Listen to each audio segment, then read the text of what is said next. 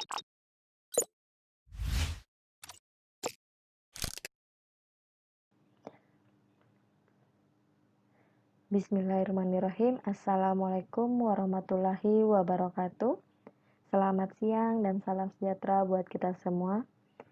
Baik, dalam video kali ini saya akan melanjutkan penjelasan tentang K3 penanggulangan kebakaran. Jadi video sebelumnya, video part 1 tentang K3 penanggulangan kebakaran sudah membahas tentang dasar hukum, kemudian pengertian dari kebakaran, bahkan sampai dengan fenomena-fenomena api tersebut sampai merusak lingkungan, merusak bangunan. Jadi di part 1 kemarin kita sudah membahas tentang mulanya api itu mencetus, kemudian ada zat kontak sehingga terjadi flashover dan merusak berbagai bangunan ataupun konstruksi. Nah, di part kedua ini kita akan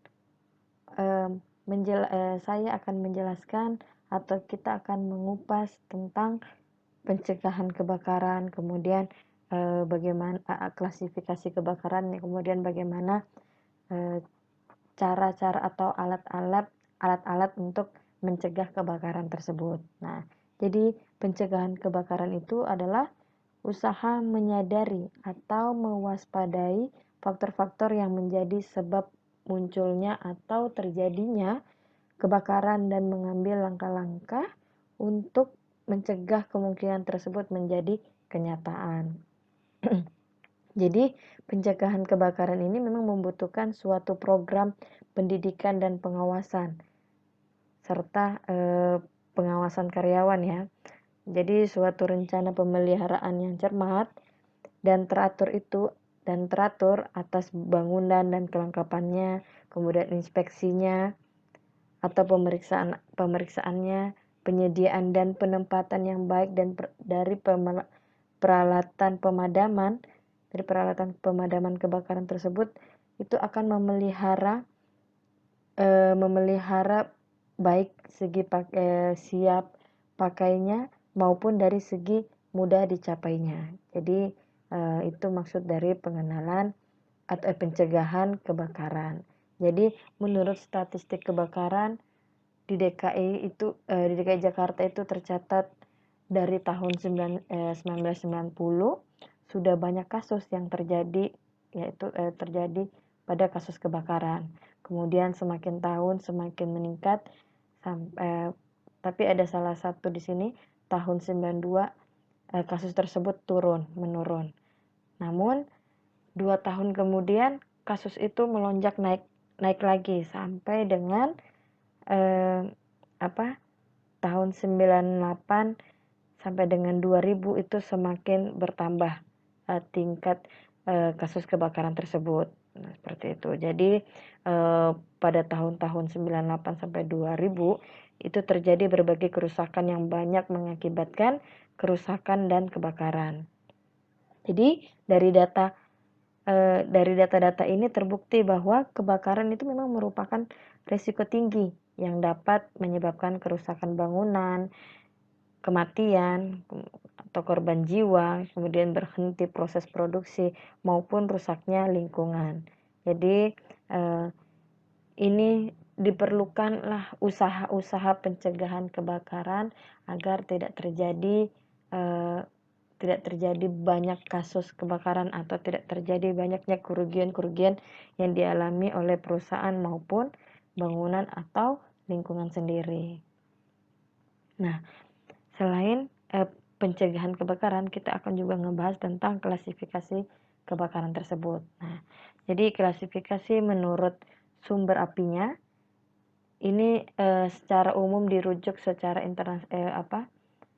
klasifikasi kebakaran yang secara umum dirujuk terhadap secara internasional, yaitu klasifikasi kebakaran menurut National Fire Protection Association.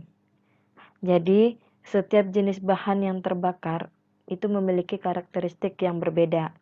Karena itu, harus kita buat prosedur yang tepat dalam melakukan tindakan pemadaman dan jenis media yang diterapkan itu harus sesuai dengan karakteristiknya. Bahkan harus mengacu pada standarnya, seperti itu. Jadi, klasifikasi jenis kebakaran ini memang terdapat 2 versi standar yang memang agak sedikit berbeda. Jadi, klasifikasi jenis kebakaran menurut standar Inggris yaitu Loss Prevention Committee, yang sebelumnya itu adalah Fire Office Committee, itu menetapkan klasifikasi kebakaran dibagi menjadi 5, A, B, C, dan D. A, B, C, D, E, dan E. Nah, sedangkan standar Amerika yaitu National Fire Protection Association ini menetapkan klasifikasi kebakaran menjadi 4. Ya, jadi pengklasifikasian jenis kebakaran ini didasarkan menurut jenis material yang terbakar seperti pada tabel ini. Nah, jadi pada tabel ini adalah pengenalan kelas-kelas kebakaran. Jadi kelas-kelas kebakaran yang dibagi menjadi 4, yaitu pada kelas A ini kebakaran yang disebabkan oleh benda-benda padat, misalnya kertas, kain, plastik, karet, kemudian kayu, dan lain-lainnya. Nah, jadi media pemadaman kebakaran untuk kelas ini berupa air, pasir, karung goni yang dibasahi, kemudian alat pemadam kebakaran ringan yaitu apar, atau racun api tepung kering. Nah, seperti itu. Nah, kemudian untuk kelas B ini disebabkan pada benda-benda yang mudah terbakar, seperti yang berupa cairan, misalnya bensin, solar, metana, amonia, kemudian spiritus, alkohol, ya, dan lain-lainnya. Nah, jadi media pemadaman pada kasus kelas B ini untuk media pemadamannya untuk kelas ini berupa pasir dan alat pemadam kebakaran atau apar, atau racun api tepung kimia juga bisa. Jadi memang pada kasus kelas B ini dilarang memakai air untuk jenis kelas B ini, karena berat jenis air itu lebih berat daripada berat jenis bahan di atas, sehingga bila kita menggunakan air maka kebakaran itu akan melebar kemana-mana, seperti itu. Kemudian masuk dalam kelas C. Nah, dalam kelas C ini disebabkan atau kebakaran yang disebabkan oleh listrik. Nah, jadi disebabkan oleh listrik atau arus pendek atau instalasi yang tidak sempurna. Jadi media pemadaman kebakaran untuk kelas ini berupa apar, kemudian racun api tepung kimia, itu juga bisa digunakan untuk memadamkan kebakaran pada kelas C. Jadi kita matikan dulu nih sumber listrik agar semua aman. Jadi semua aman dalam memadamkan kebakaran. Kita harus memperhatikan juga nih sumber-sumber listrik yang masih teraliri atau tidak, seperti itu.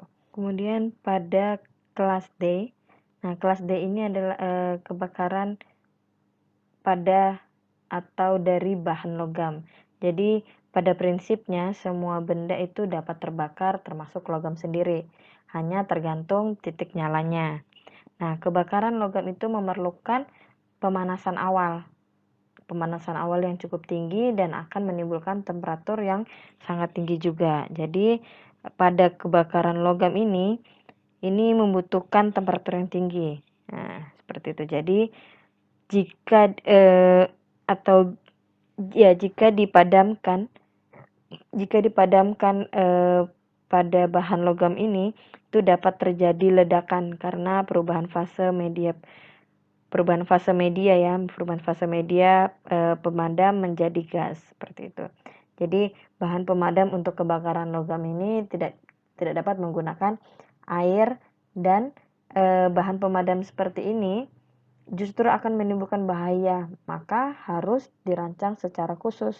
Yang prinsip kerjanya itu adalah menutup permukaan bahan yang terbakar dengan cara menimbun, yaitu dry chemical seperti itu.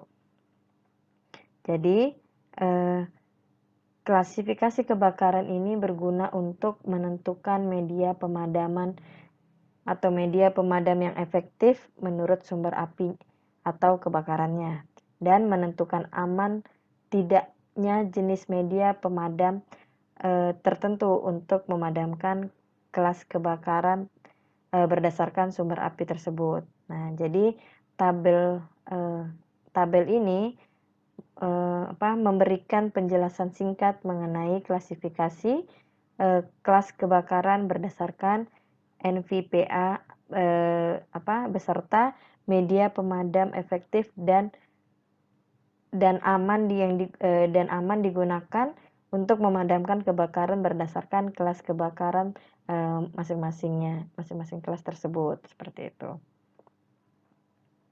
Kemudian kelas hunian. Nah, kelas hunian ini tingkat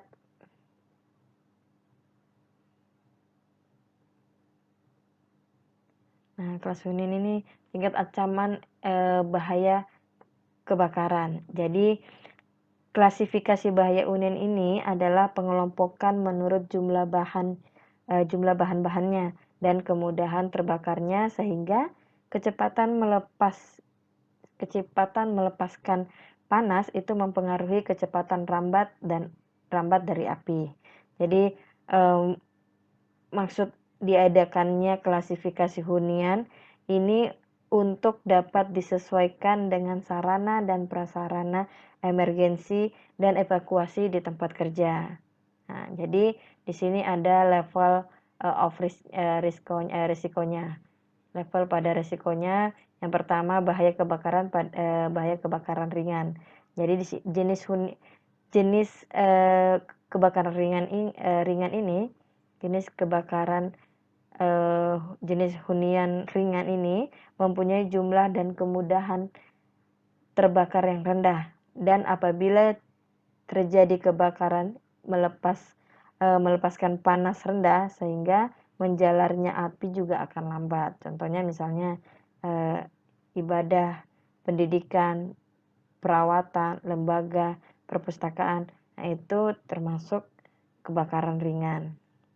Bahaya kebakaran ringan atau tempat hunian, jenis hunian yang cukup ringan.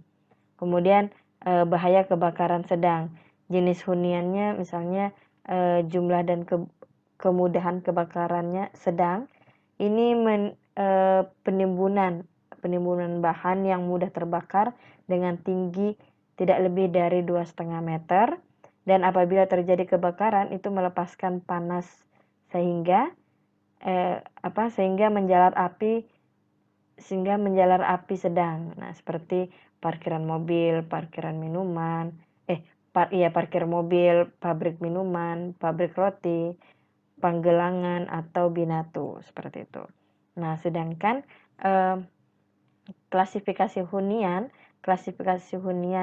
pada berat, bahaya kebakaran berat ini mempunyai jumlah dan kemudahan terbakar tinggi, dan jika terjadi kebakaran itu akan melepaskan panas yang cukup tinggi, kemudian penyimpanan cairan yang mudah terbakar, serta bahan lain yang apabila terbakar apinya akan cepat menjadi besar dengan melepaskan panas tinggi sehingga menjalarnya api itu sangat cepat. Nah, seperti itu.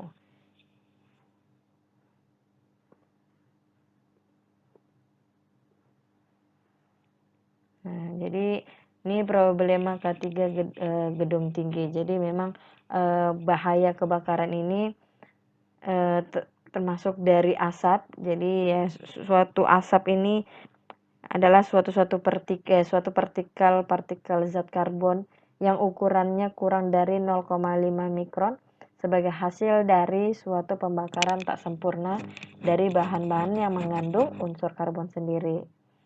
Nah, jadi panas yang dikeluarkan pada bahaya kebakaran itu adalah suatu bentuk energi yang pada temperatur 3000 Fahrenheit itu dikatakan sebagai temperatur tertinggi di mana manusia dapat bertahan atau bernafas hanya dalam waktu yang singkat. Seperti itu.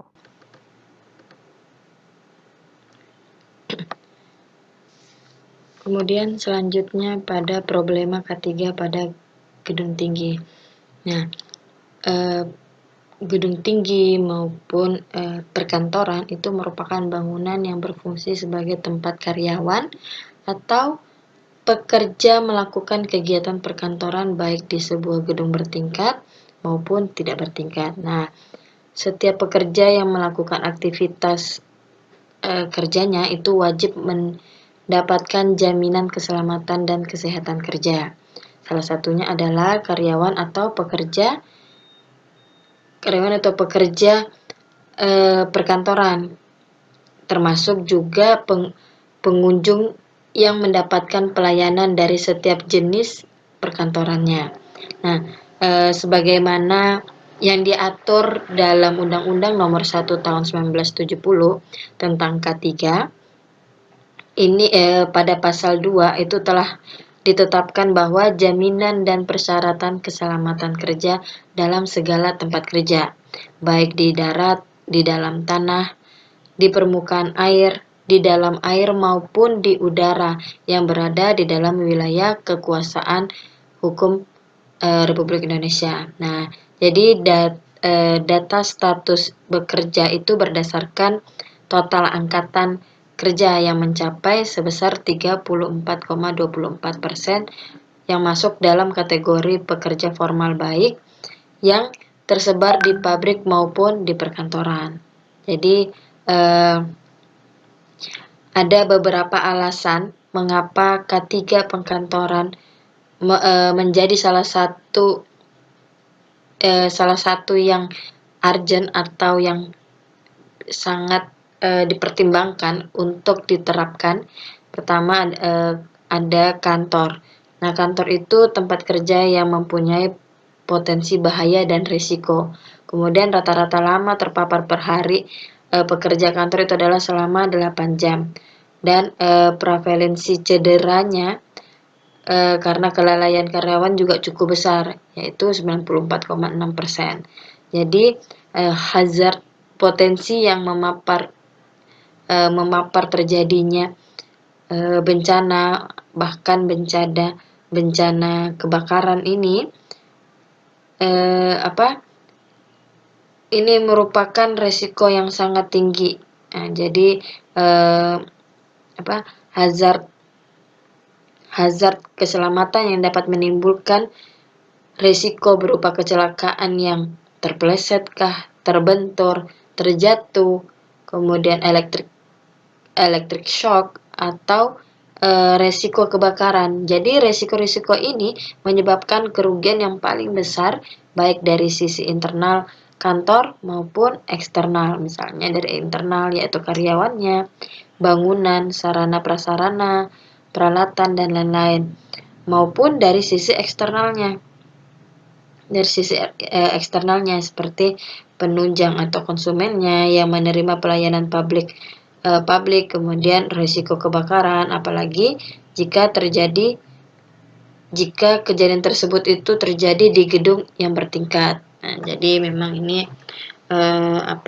perlu kesadaran pada manusianya juga seperti itu. Jadi kondisi-kondisi yang sangat darurat pada gedung tinggi ini harus sangat diperhatikan, sangat dijadikan pertimbangan yang cukup tinggi untuk dijadikan bahan fokus untuk pengawasan K3, apalagi pengawasan K3 penanggulangan kebakaran. Jadi setiap perkantoran, terutama perkantoran dengan tipe gedung yang bertingkat ini, harus memiliki program manajemen pencegahan dan penanggulangan kebakaran yang baik. Selain upaya tersebut, manajemen aksesibilitas evakuasi juga menjadi hal penting untuk mempercepat proses evakuasi sehingga dapat meminimalisir jumlah korban saat terjadi kecelakaan. Contohnya, kejadian kebakaran di tempat kerja yang cukup banyak merenggut korban antara lain pada tahun 2012 itu di Karachi, Pakistan, karena sebanyak 289 orang itu meninggal akibat kebakaran di sebuah pabrik garmen. Jadi di Indonesia, contoh kebakaran itu terjadi di salah satu hotel di kota Jambi pada tahun 2018 bulan April, yang disebabkan oleh konsleting di ruang sauna yang menimbulkan percikan api sehingga terjadi kebakaran yang besar.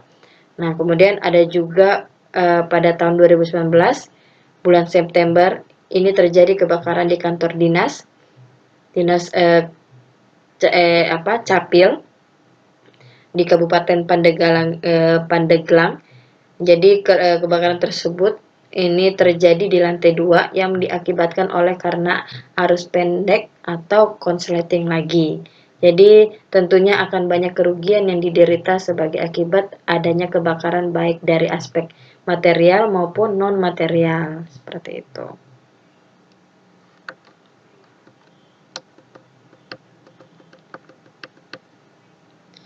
Nah, jadi memang ada beberapa aspek tentang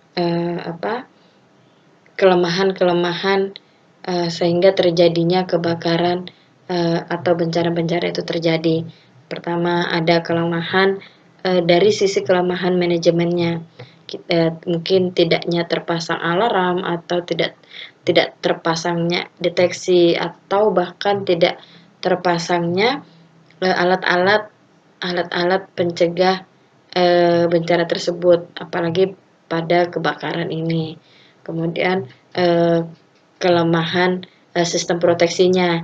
Jadi kebakaran itu saat kebakaran itu sudah tidak terkendali lagi karena sistem proteksinya sudah lemah nih. Jadi misalnya sudah ada zat energinya, ada zat yang kontak atau energi yang kontak, kemudian ada api pemula, kemudian sehingga ada flashover, ada asap, ada gas dan panas, terjadilah kebakaran yang memuncak sehingga menimbulkan kerugian dan korban, seperti itu.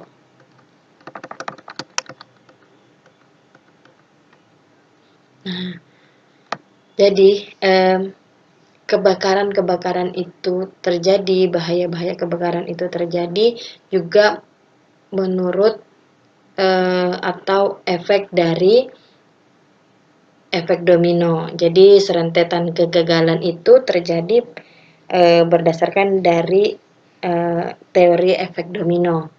Nah, jadi menurut teori efek domino, kecelakaan kerja itu terjadi melalui hubungan mata rantai sebab akibat. Jadi dari beberapa faktor penyebab kecelakaan kerja yang saling berhubungan sehingga menimbulkan kecelakaan kerja atau cedera bahkan penyakit akibat kerja, serta beberapa kerugian-kerugian lain yang timbul karena kebakaran tersebut.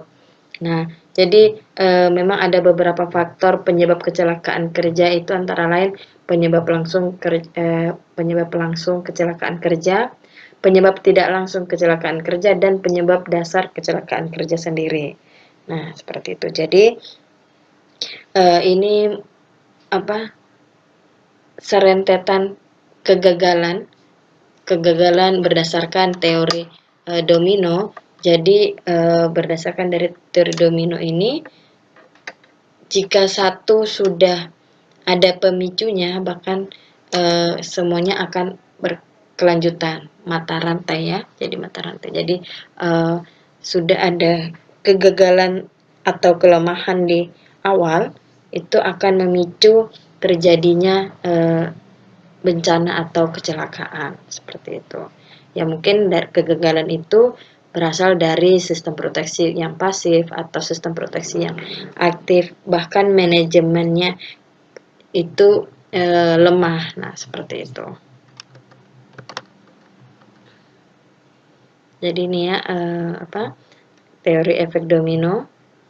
Jadi kelemahan pembinaan pengawasan, kemudian rentan lagi penyimpangan terhadap standar K3-nya. Jadi dia tidak sesuai standar-standar yang sudah ditetapkan oleh K3, kemudian MOI-nya tidak memadai atau terkunci atau terhalang, kemudian responnya lambat, respon dari pembinaan atau pengawasan K3, atau bahkan dari respon dari karyawannya yang lambat, kemudian sarana pemadam kurang memadai, misalnya tidak adanya apart, kemudian tidak adanya hidran, atau bahkan tidak ada pendeteksi awal kebakaran itu. Nah, jadi bisa terjadi terpaparnya kecelakaan kebakaran ini, seperti terpaparnya asap, gas, panas. Nah, jadi kebakaran itu sudah tidak terkendali jika sudah terpapar asap, gas, dan panas tersebut. Sehingga ketika kebakaran itu tidak terkendali, maka terjadilah kerusakan, terjadilah korban jiwa yang berjatuhan, dan sebagian lainnya lagi. Jadi ini mata rantai terhadap teori efek domino.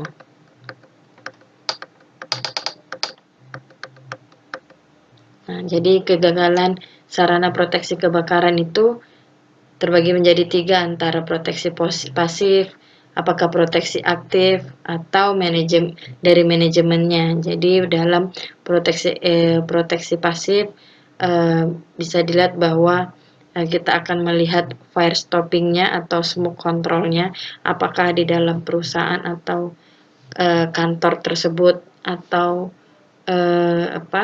di tempat pekerjaan itu apakah ada smoke controlnya, atau ada fire stoppingnya, atau ada pendeteksi pemula atau awal untuk tidak terjadinya kegagalan kebakaran. Atau proteksi aktif, yaitu kompartemennya atau escape route-nya. Jadi ini sebagai pertimbangan ya untuk dalam proteksi aktif maupun pasif. Kemudian dalam manajemennya, kelemahan dari manajemennya sendiri, dari sumber daya manusianya kah, atau prosedur dari prosedur-prosedur yang sudah ditetapkan oleh K3 itu tidak sesuai. Nah, seperti itu. Nah, ini kegagalan proteksi aktif. Jadi kegagalan proteksi aktif itu yaitu pada deteksi awal, kemudian tidak ada alarm dipasang, tidak ada apart, tidak ada sprinkle, atau bahkan tidak ada hidran. Jadi ini alat-alat dari awal ada pendeteksi, kemudian ada sensornya, sampai dengan alat pemadaman kebakaran jika terjadi kebakaran tersebut.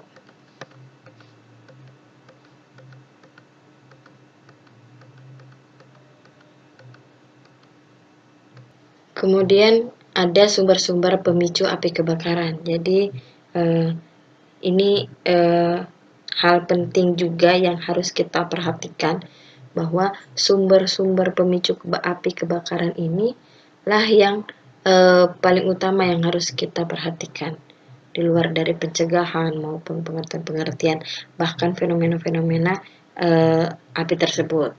Karena kuncinya pada sumber-sumber pemicunya, seperti listrik, kemudian ada sambaran petir, listrik statis kah, rokok, kemudian api terbuka, pemotongan atau pengelasan, permukaan panas, bunga api mekanik. Jadi sumber-sumber pemicu api kebakaran ini pada listrik. Mungkin misalnya kita kurang perhatikan untuk instalasi listriknya, sehingga arus-arusnya ada yang bocor, kemudian sambaran petir yang tidak ada groundnya, sehingga bisa menimbulkan masalah, menimbulkan musibah sehingga ada pemicu dimulai dari pemicu api sehingga terjadinya kebakaran. Kemudian saat merokok, sehingga rokok ini menjadi sumber pemicu. Misalnya saat setelah merokok tidak dimatikan, asal ngebuang, padahal membuang itu mungkin tidak diperhatikan di lingkungan seperti apa. Nah, seperti itu. Kemudian apalagi api terbuka, kemudian ada pemotongan atau pengelasan, nah seperti itu. Jadi banyak ya, seperti reaksi kimia atau bunga api mekanik. Nah, itu harus dijadikan bahan pertimbangan. Harus lebih diperhatikan lagi sumber-sumber pemicu api kebakaran ini. Bukan hanya di tempat kerja, perusahaan maupun kantor, tapi juga di rumah masing-masing. Ini sumber pemicu yang harus kita perhatikan, harus dijadikan pertimbangan untuk lebih diperhatikan lagi. Kemudian ada fire protection pasif dan aktif. Nah, kemudian ada fire emergency response. Nah, jadi api ini dapat terjadi sewaktu-waktu dan dapat berasal dari berbagai kemungkinan. Jadi api atau kebakaran itu telah terjadi. Jika api atau kebakaran itu telah terjadi, maka akan berkembang nih secara bertahap periode-periode mula sumber pencetusannya. Nah, seperti itu. Jadi jika ada kebakaran, ya kita akan harus tindakan apa yang harus kita lakukan. Yang pertama, kita harus menelpon atau melapor pada posko, kemudian ada peran kebakaran, kemudian ada fireman-nya, kemudian ada bantuan dari lingkungan luar, kemudian nanti ada dinas pemadaman kebakaran, seperti itu. Kemudian ada usaha penanggulangan bahaya kebakaran. Jadi ada beberapa poin dalam usaha penanggulangan bahaya kebakaran. Pertama, ada preventif. Dalam preventif ini ada usaha-usaha yang dapat dilakukan seperti penyuluhan, kemudian pengawasan terhadap penyimpanan dan penggunaan barang, kemudian pengadaan sarana pemadaman kebakaran, pengadaan sarana penyelamatan, pengadaan sarana penginderaan kebakaran, bahkan bisa mengadakan latihan-latihan berkala. Itu masuk dalam preventif. Nah, untuk represif ini usaha-usaha yang dapat dilakukan untuk mencegah kebakaran tersebut, yaitu pertama pemadam kebakaran, kemudian menggunakan alat pemadam kebakaran, mencegah meluasnya terjadi kebakaran tersebut, kemudian melokalisasikan daerah kebakaran, kemudian mempersiapkan daerah aman. Nah, itu bagian-bagian dari represif, usaha-usaha yang dilakukan dalam represif. Kemudian ada rehabilitas. Jadi rehabilitas ini adalah usaha yang dilakukan setelah terjadinya kebakaran, seperti membuat pendataan, menganalisa tindakan yang dilakukan, menyelidiki faktor-faktor penyebabnya. Jadi kita juga harus memperhatikan faktor apa sih, sebab akibat apa nih yang terjadi sehingga ada bencana kebakaran tersebut, seperti itu. Jadi semua tindakan yang berhubungan dengan pencegahan, pengamatan, dan pemadaman kebakaran yang meliputi perlindungan jiwa dan keselamatan manusia ini serta perlindungan harta kekayaan.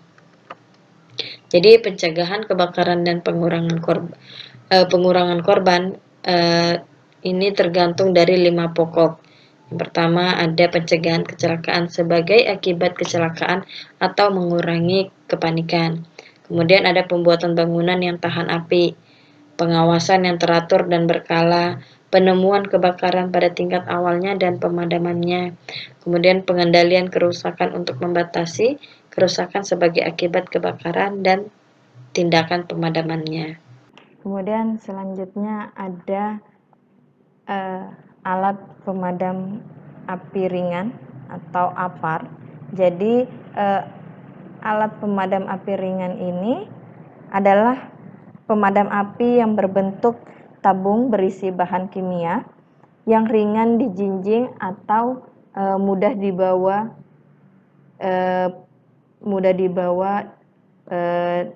atau dioperasikan satu orang yang berukuran 0,5 sampai dengan 16 kg. Nah, APAR ini masuk dalam sistem proteksi kebakaran. Jadi merupakan konsep sistem proteksi kebakaran di mana penerapan sistem proteksi kebakaran atau sumber daya yang direncanakan untuk mengantisipasi bahaya kebakaran yang harus direncanakan sesuai dengan tingkat resiko bahaya pada hunian yang bersangkutan.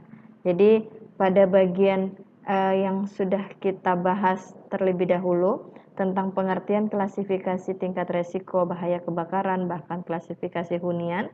Jadi perencanaan sistem proteksi kebakaran ini direncanakan ada 3 sistem strategi, yaitu sarana proteksi kebakaran aktif, sarana proteksi kebakaran pasif, dan fire system manajemennya. Nah, APAR ini masuk dalam sarana proteksi kebakaran aktif, di mana sarana proteksi kebakaran aktif ini berupa alat atau instalasi yang dipersiapkan untuk mendeteksi dan memadamkan kebakaran seperti sistem-sistem deteksi alarm selain APAR, atau ada juga hidran, sprinkle, dan lain-lain seperti itu.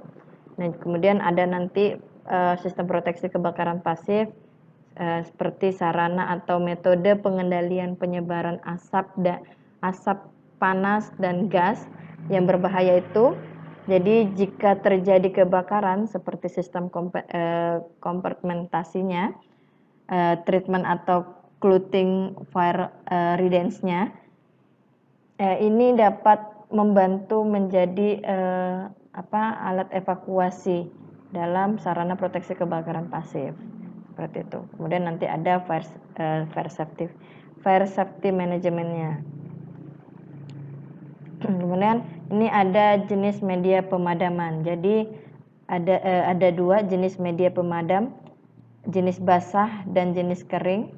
Nah, jenis-jenis media pemadam kebakaran ini dipertimbangkan, yang pertama dipertimbangkan dalam merencanakan sistem proteksi kebakaran, yaitu klasifikasi potensi risiko bahaya dan jenis hunian yang akan dilindungi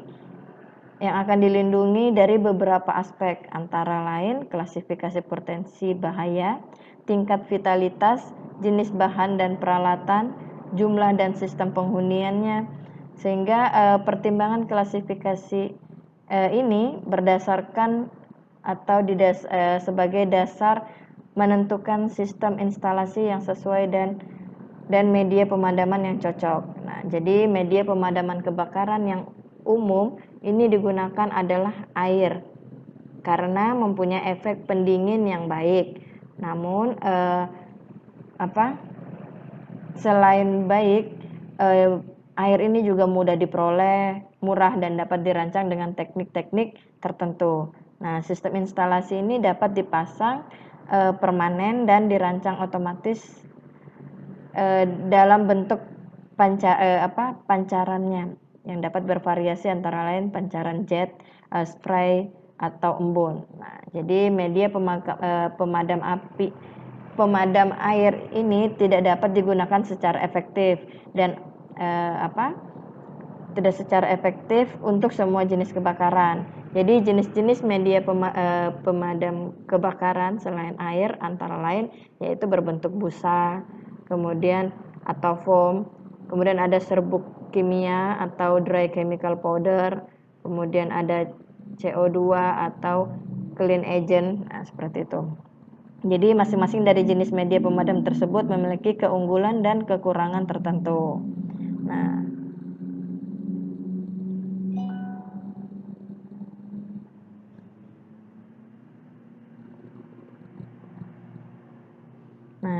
ini merupakan dapat dilihat bahwa tabel jenis media pemadam kebakaran dan aplikasinya.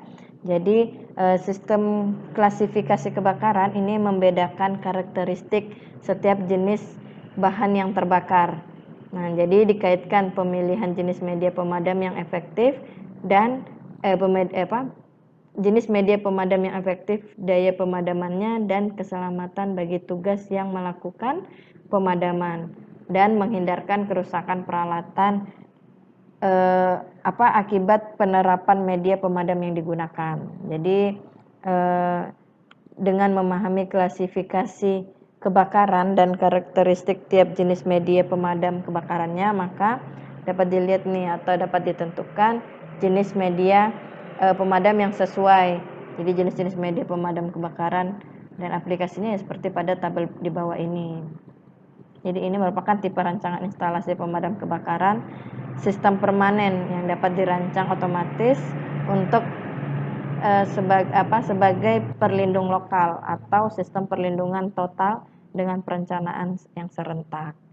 Nah, jadi dari data analisa aplikasi media pemadam kebakaran untuk ruangan khusus yang menyimpan bahan dan material berharga yang paling sesuai itu adalah jenis clean agent. Nah, jadi clean agent ini paling sesuai dari jenis-jenis yang lainnya seperti itu.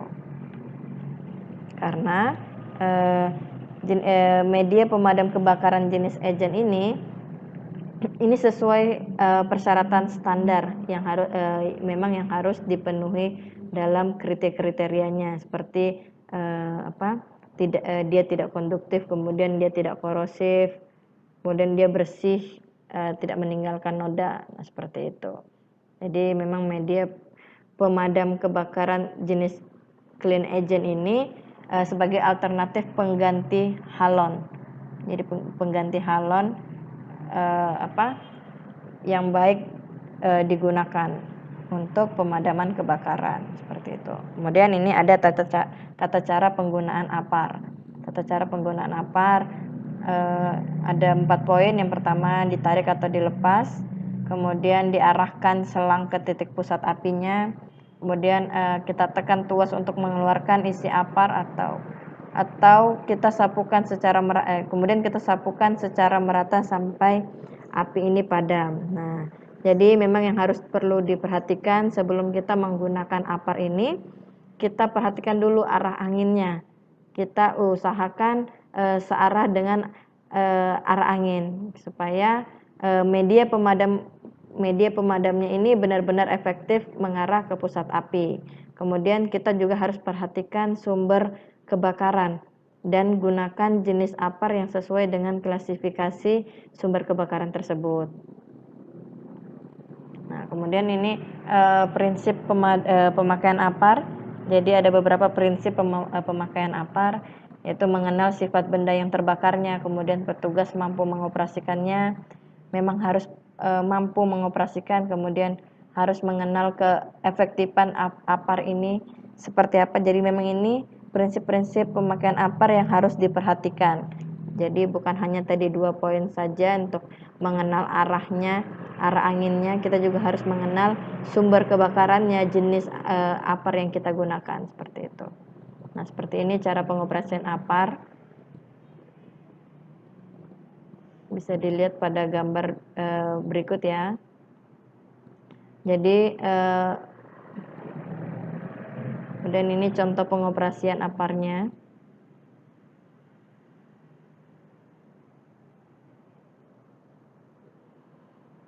kemudian selain jenis-jenis media yang kita ketahui, jenis media pemadam kebakaran, kita juga harus mengetahui kegagalan APAR yang terjadi. Jadi misalnya kenapa APAR ini tidak bisa digunakan, kita harus mengetahui apa saja kegagalan pada APAR tersebut. Pertama, ada jenisnya yang tidak sesuai. Kenapa kita bertujuan untuk memadamkan kebakaran, namun kita tidak melihat jenis yang sesuai pada media tersebut, kemudian ukurannya tidak sesuai.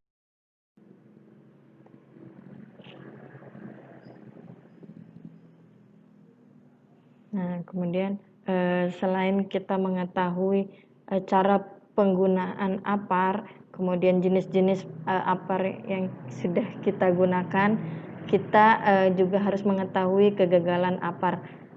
Jadi kenapa sampai terjadi terjadinya atau tidak berfungsinya APAR tersebut.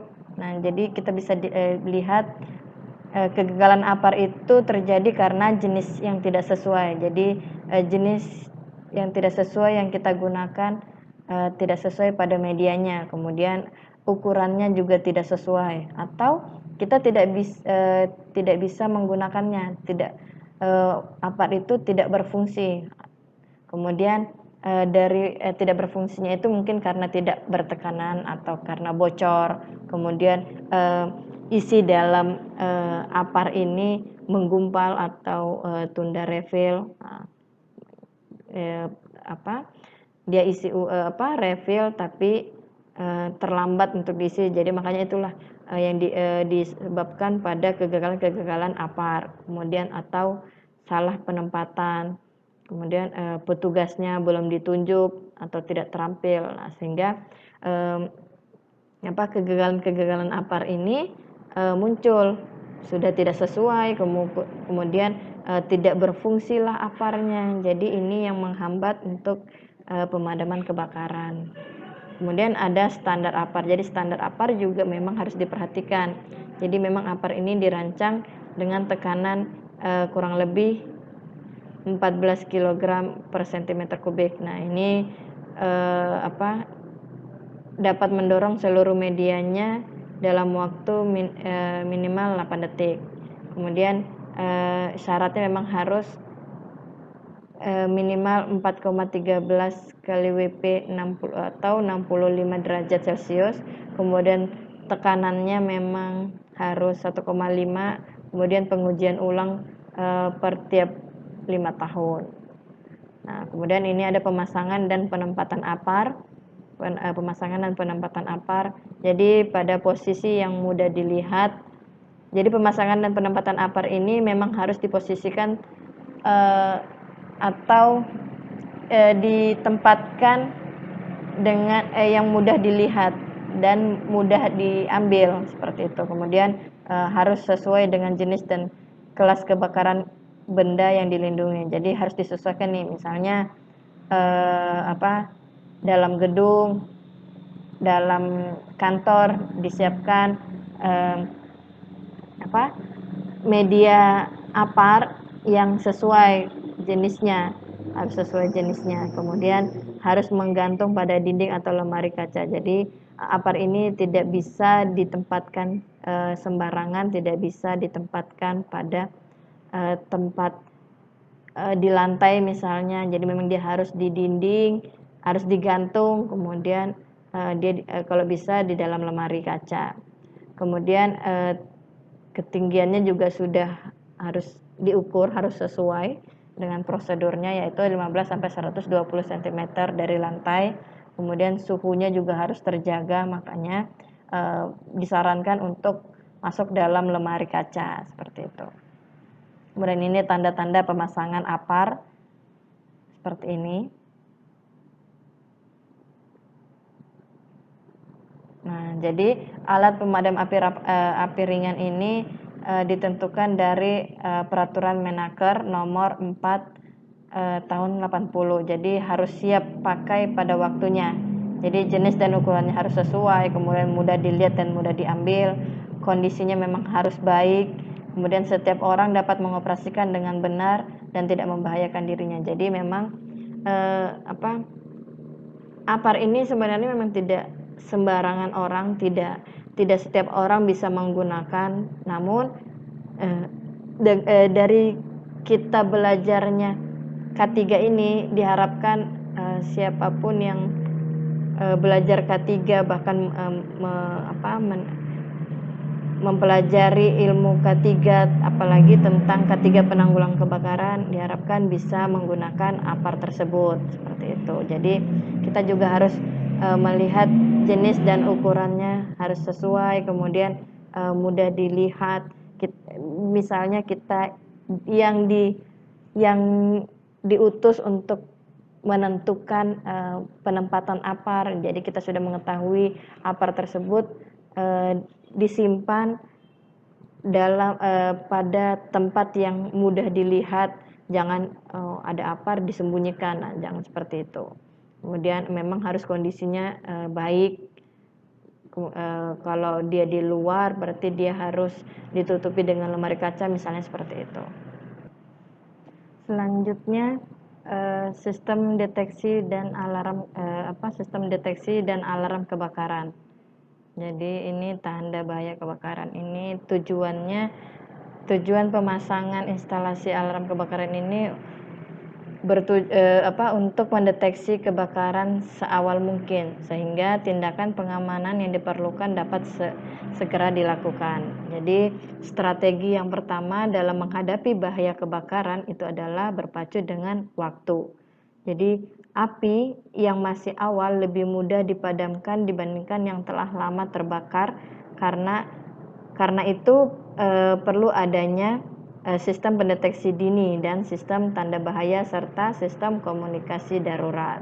Jadi ketentuan yang mewajibkan adanya sistem deteksi dan alarm antara lain disebutkan dalam peraturan khusus atau peraturan khusus E atau peraturan khusus K dan peraturan pada Kepmenaker tahun 1999 nomor 186. Ini secara umum memang menyebutkan bahwa harus diadakannya penjagaan terus-menerus selama 24 jam termasuk hari libur, sehingga apabila terjadi kebakaran itu dapat segera diatasi. Nah, itu isi dalam undang-undang atau peraturan Kepmenaker nomor 186 tahun 1999. Nah, dengan perkembangan teknologi, peran penjagaan tempat kerja itu dapat digantikan dengan memasang sistem instalasi deteksi dan alarm kebakaran otomatis. Jadi apabila instalasi kebakaran otomatis mengambil alih peran tersebut, maka untuk menjamin kehandalan sistem tersebut diharuskan mengikuti ketentuan yang diatur dalam Peraturan Menteri Tenaga Kerja Nomor 2 Tahun 83. Nah, ini ya dasar hukumnya. Jadi memang dia dilalui dari Peraturan Menteri Tenaga Kerja Tahun 83 Nomor 2 tentang instalasi alarm kebakaran otomatis.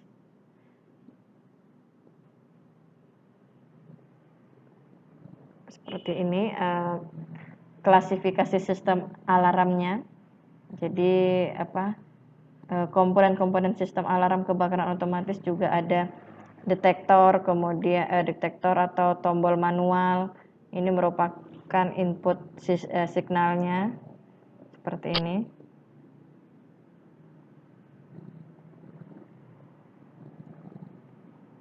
Jadi detektor dan tombol manual ini merupakan input signal. Jadi detektor ini untuk mendeteksi kebakaran secara otomatis. Secara otomatis yang dapat dipilih tipe yang sesuai dengan karakteristik ruangan yang diharapkan dapat mendeteksi secara cepat, akurat, dan tidak memberikan informasi palsu. Seperti itu pada detektor. Jadi jenis-jenis detektor ini berdasarkan cara kerjanya. Seperti pada panas. seperti pada panas ini merupakan tipe suhu dan tipe kenaikan suhunya. Kemudian nyala ini bisa dilihat dari ultraviolet dan inframerahnya, kemudian asap dari fotoelektrik dan ionisasinya. Jadi memang detektor ini dipasang di tempat yang tepat sehingga memiliki jarak jangkauan penginderaan yang efektif sesuai spesifikasinya. Kemudian ada tombol-tombol manual. Tombol-tombol manual ini dapat dioperasikan secara manual yang dilindungi dengan kaca, yang dapat diaktifkan secara manual dengan memecahkan kaca terlebih dahulu. Kemudian ada panel kendalinya juga, ada panel kendali ini atau sistem kontrol. Ini merupakan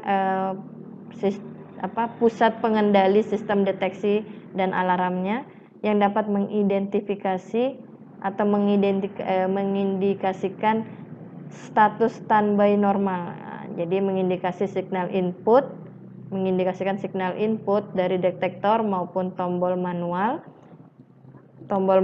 dan mengaktifkan alarm tanda kebakaran. Nah, seperti itu.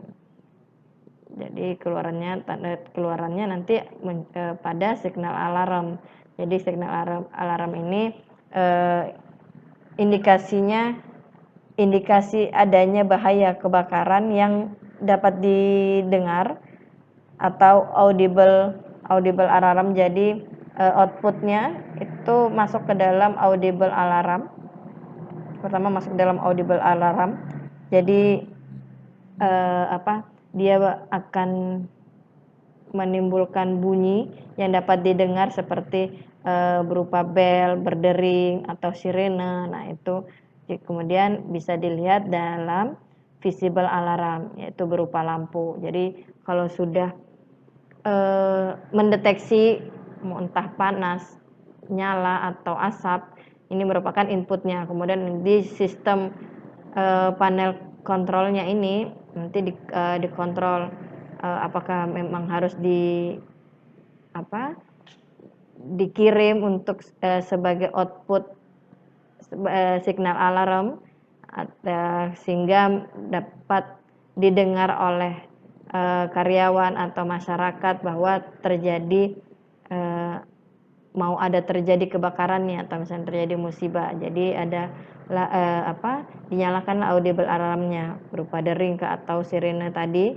Kemudian setelah audible alarm ini berdering, nanti muncullah visible alarmnya. Visible alarm berupa lampu seperti itu. Jadi memang sistem instalasi alarm kebakaran otomatis ini dapat diintegrasikan dengan peralatan yang ada di dalam bangunan. Nah, seperti ini ya panel-panel pada sistem kontrolnya. Ini jenis-jenis dan tipe detektornya. Tadi sudah disebutkan bahwa untuk panas untuk temperatur atau kenaikan suhu. Kemudian untuk nyala ini ultraviolet atau inframerahnya. Kemudian asap ini fotoelektrik, optik ataupun ionisasinya.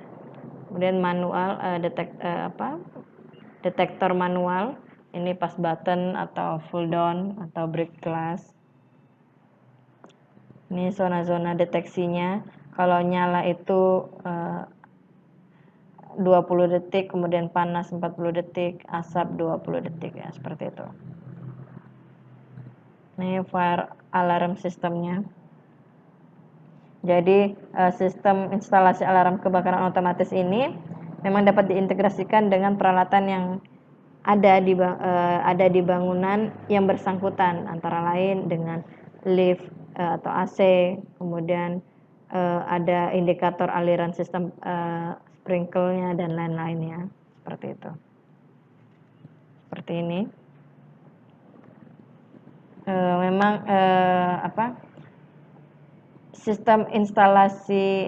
sistem pendeteksi alarm kebakaran ini juga harus memiliki izin K3. Jadi persyaratannya ini sesuai Peraturan Menteri Tenaga Kerja Nomor 2 Tahun 83, di mana sistem sistem alarm kebakaran secara otomatis atau pengendalian administratifnya harus ada gambar yang disahkan dan memiliki akte pengawasan. Kemudian harus dilakukan pemeriksaan dan pengujian secara teratur. Kemudian setiap kejadian harus dicatat dalam logbox. Kemudian sistem deteksi alarm dan pemadam integrate-nya harus memiliki izin. Jadi memang tidak sembarangan nih memasang detektor, entah detektor panas, nyala maupun asap seperti itu. Selanjutnya ada pemeliharaan sistem hidran dan sprinkler. Jadi sprinkler ini hidran ini adalah instalasi pemadam kebakaran yang dipasang permanen berupa jaringan perpipaan. Jadi berisi air bertekanan terus-menerus ya, yang siap untuk memadamkan kebakaran. Jadi memang diinstalasi untuk perpipaan dengan tekanan yang sudah diatur. Jadi komponen-komponen utama sistem hidran ini terdiri dari persiapan air yang cukup, kemudian sistem pompa yang dapat dihandle atau terdiri dari 3 tadi macam pompa, yaitu pompa joki atau pompa cadangan, kemudian jaringan pipa yang cukup, seleng dan nozzle-nya seperti itu. Seperti ini ya.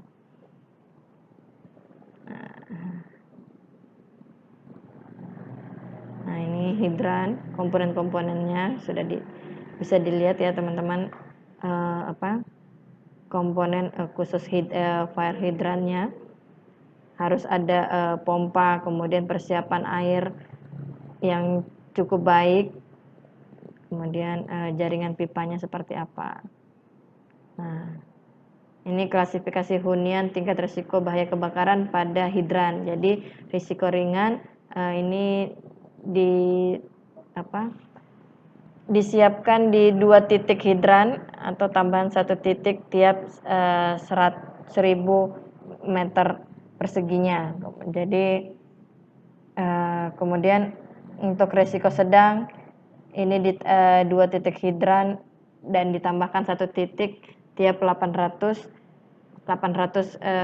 meter kubik. Kemudian untuk risiko berat lebih dekat lagi. Jadi perencanaan instalasi hidran ini harus memenuhi ketentuan yang standar juga yang berlaku dan dapat diperhitungkan hidrolik kebutuhan debit airnya dan tekanan ideal sesuai klasifikasi bahaya pada bangunan atau objek yang dilindungi.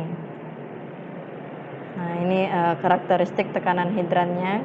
Jadi memang standar tekanan pada nozzle tertinggi dan terjauh, seperti pada grafik. Jadi ini ada maksimum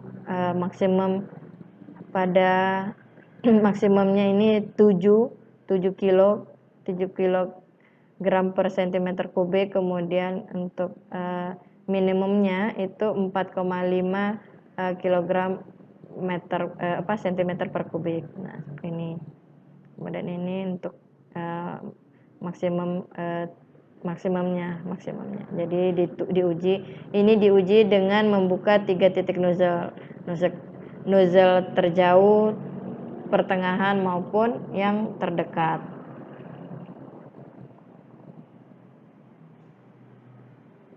Seperti ini ya. Ini uji cobanya yang terjauh, pertengahan maupun yang terdekat. Nah, kemudian selanjutnya pada konsep desain sprinkler. Jadi pengertian dari sprinkler ini sendiri adalah instalasi pemadam kebakaran yang dipasang secara permanen untuk melindungi bangunan dari bahaya kebakaran yang akan bekerja secara otomatis memancarkan air tersebut. Jadi apabila nozzle atau kepala sprinkler ini bertekanan panas pada temperatur tertentu, jadi dasar perencanaan sistem sprinkler ini berbasis pada jumlah air yang dipancarkan. Jadi yang dipancarkan oleh kepala sprinkler yang mampu menyerap kalor yang dihasilkan dari bahan yang terbakar. Jadi ini juga mengacu pada standar-standar klasifikasi huniannya. Jadi ada klasifikasi hunian ringan, pada sedang 1, 2, 3, kemudian berat, khusus, atau dalam variabelnya ini diuntukkan pada bangunan, kemudian jumlah dan sifat penghuninya sebanyak apa, konstruksi bangunannya bagaimana, seperti itu. Kemudian ada standar klasifikasi sistemnya juga, ya, jadi ukuran kepala sprinkler, kepadatan pancarannya juga dilihat dari variabel maupun klasifikasi hunian tersebut. Ini merupakan ukuran-ukuran kepala sprinkler. Ini jumlah kepala sprinkler, ada macam-macam ukuran pipa. Kemudian jumlah kepala sprinkler ini diukur juga pada dilihat dari spesifikasi ringan, sedang maupun beratnya, ya. Jadi tidak hanya ini semua harus disesuaikan untuk ukuran pipanya, ringan pada ringan atau pada sedang maupun pada berat. Nah, ini perencanaan sprinklernya dilihat dari risiko ringan, sedang maupun beratnya. Baik, selanjutnya ada sarana evakuasi. Nah, sarana evakuasi ini adalah sarana dalam bentuk konstruksi dari bagian bangunan yang memang dirancang pada tempat aman sementara. Nah, ini pada aman sementara ini untuk jalan menyelamatkan diri. Jadi jika terjadi kebakaran bagi seluruh penghuni di dalam gedung atau bangunan tersebut, tanpa dibantu orang lain bisa masuk pada sarana evakuasi tersebut. Nah, jadi evakuasi sendiri ini adalah usaha untuk menyelamatkan diri sendiri dari tempat berbahaya menuju ke tempat aman. Jadi jika ada alarm pada penanggulangan kebakaran ini, jika sudah dipasang pendeteksi kebakaran, kemudian terjadi kebakaran, pendeteksi ini sudah membunyikan bel atau sirenenya, nah, kita ini bisa masuk dalam sarana evakuasi tersebut. Jadi dari tempat berbahaya kemudian kita masuk ke tempat aman sementara, sarana evakuasi, sampai akhirnya kita bisa masuk pada aman mutlak, nah, tempat yang benar-benar aman, apalagi sarana evakuasi. Nah, jadi klasifikasi hunian atau fire hazard ini terbagi menjadi 3, yaitu hunian bahaya kebakaran ringan, sedang, maupun berat. Jadi memang ada beberapa parameter pada klasifikasi hunian tersebut. Nah, jadi ketentuan hukum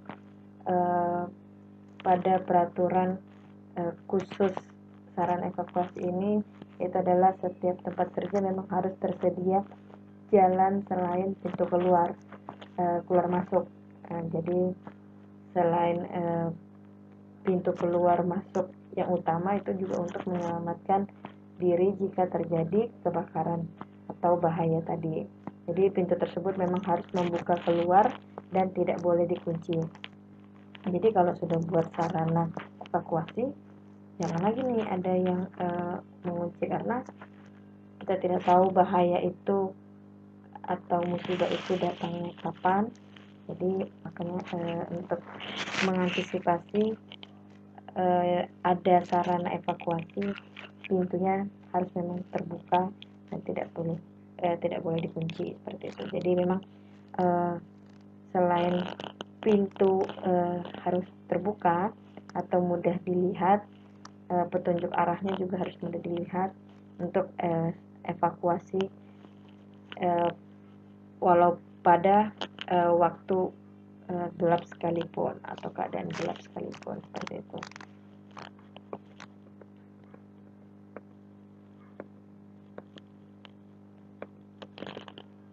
Nah, ini perhitungan teknis Jadi pada klasifikasi risiko bahaya kebakaran, pada risiko ringan itu waktu evakuasinya 3 menit, kemudian risiko sedang itu 2,5 menit, risiko berat itu 2 menit. Nah, panjang jarak tempuh pada evakuasi tersebut itu kurang lebih 12 meter. Nah, lebar unit exit atau keluarnya itu 21 inci. Nah, dalam beberapa unit exit memang yang dibutuhkan untuk mengevakuasi orang itu sebanyak 350 orang dalam waktu 2,5 menit.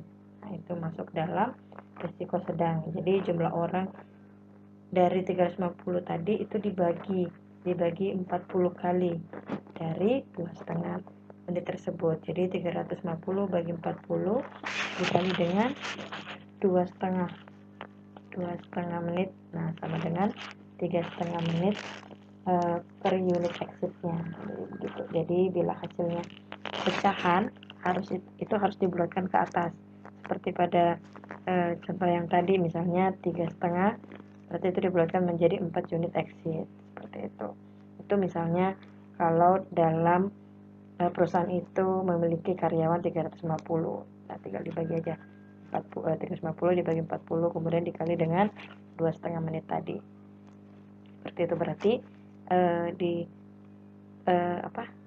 bangunan tersebut, perusahaan tersebut minimal memiliki 4 unit exit, 4 unit untuk sarana evakuasi seperti itu. Jadi untuk menjamin keamanannya itu minimal 1 jam, maka konstruksinya harus dirancang untuk tahan api dan dilengkapi sarana pengendalian asap.